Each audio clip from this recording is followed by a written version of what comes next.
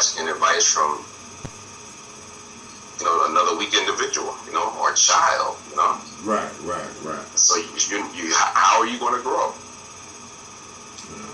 If you're not going to be an elder and really impart manhood wisdom to a person, and they ain't got nothing to go back and reference and read, you got to really study this stuff. You got to study yourself.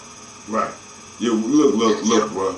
When you come in, we're gonna have to get that interview in, or bring one of your books. Well, it's important because example, I did interview Amy and Miss Amy. Amy and I had a pretty close relationship. She was an 80-year-old woman. She's a grassroots elder, community elder. She called me during the protest. Early in the morning, I was still in bed. John, you out there? Miss Amy was she was a motivator, okay? And now she was a queen. She was a matriarchal sister, meaning that she was the type of woman that would run up in her man's face. That's one of them type of women, okay? And her man seemed to be combative and stuff like that. Yeah, she was. I heard the word. Her man would knock her down. She'd get back up, run her back up in his face. He'd knock her down again. I told you, get up out my face. You know what I mean? She was one of them. So at least he was strong enough to try to put her in check. Yeah. So I give him that. But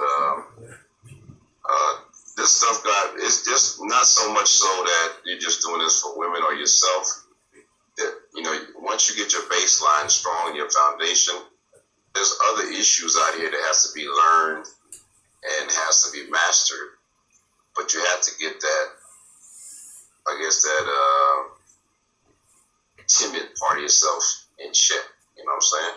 Mm-hmm. And oftentimes, many of us not to cut you off, but oftentimes many of us grow up where the black woman is there and she leads the household because the man he ain't in the house. Yeah. And that has an impact on us because we used to seeing women's authority, and some men resent that. I think I grew up resenting my mother's authority for a period of time there. I didn't really like that. Yeah.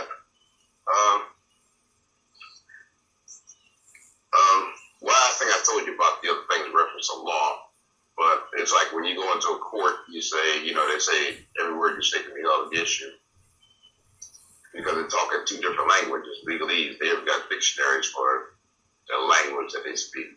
Yeah, the law. They got about 8 different editions of Black Law Dictionary to define legal words when you make a legal. Because we all have to have knowledge enough to be our own lawyer. You know what I'm saying?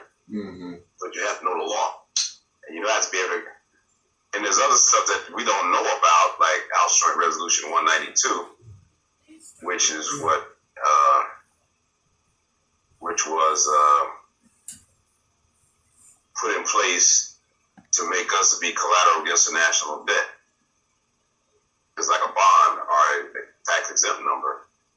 Back in the 40s, Social Security number. Right. Yeah, June 5th, 1933. Yeah, I heard about that. I heard you. Yeah. Speak on you that. You have probably like $1 million on your tax exempt number, which is your bond. That you don't have no access, considered to be abandoned property in law. And until you learn the law and learn how to access it, you won't be able to give yourself credit, to extend your credit, to be able to maneuver and navigate this world based upon the credit that they have on you as part of the, as collateral against the national debt.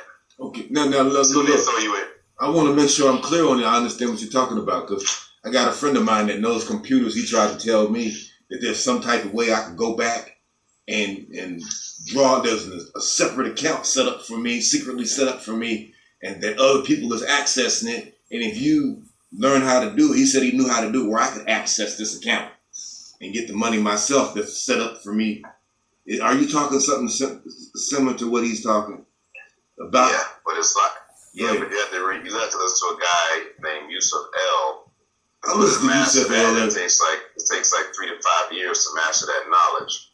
You have to study law. You have to study these principles and concepts. I got the books you should start to read, but you have to read them thoroughly. And a lot of them books might be somewhat outdated because I mastered it enough to be able to discharge my debt in terms of IRS, money. I had over like $14,000 to the IRS. So I sent that money to the Treasury Department in Washington, D.C., the UCC contract trust.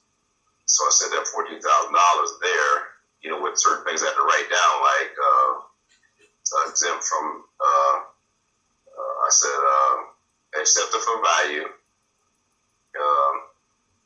exempt from levy. I put the dates down, my tax identification number with the Social Security number, and then my exempt ID number, which is the Social Security number without the dashes. I sent it to Washington, D.C., to that address, and they discharged the debt, which really a book entry, the way they balance it on your account on the public side, and I didn't have to pay that $14,000. It was already That's deep. You gotta share that from my account. I'm dealing with some more. Hold on, cuz. Bruh, I'm dealing with some Moors here locally, younger brothers. They 10 to 15 years younger than me, okay? And we get together, and one of the brothers getting his passport, going through, we all listen to Yusef L periodically, right? But we're all navigating on our own to be able to restore ourselves, okay? Me included. Yeah. And one of the brothers recently stepped up with a passport. He doing all that, everything that you're talking about doing. He told me he's on the path. He's studying on the path to get that done. But he's on his own. We're all studying independently, navigating independently, trying to restore ourselves. Okay. Now, who told you how to do that? You said you learned the information from Yusef, or you? He was somebody I looked up on the internet, but it's a Muslim brother that lives up here who basically was teaching me this stuff, and he put me through a grueling reading format. I wanted to go into it like head on because I had the courage to do it, but I did not have knowledge to back me up. Because if you go in there, there's a lot of ways to do this, but if you go in there wrong, you can get yourself put in a federal prison. You know what I'm saying? So that's why I didn't. You have to do it. You have to do it correctly. Right. The legal.